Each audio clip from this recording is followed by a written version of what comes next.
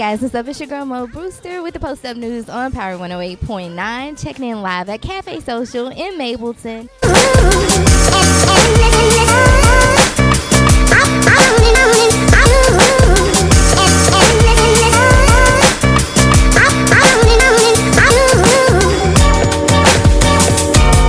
Something your disclosure in the mail, and you'll be like, on the back of your disclosure, it'll say your credit score may be 649. But on your credit watch, you'll see your credit is 700.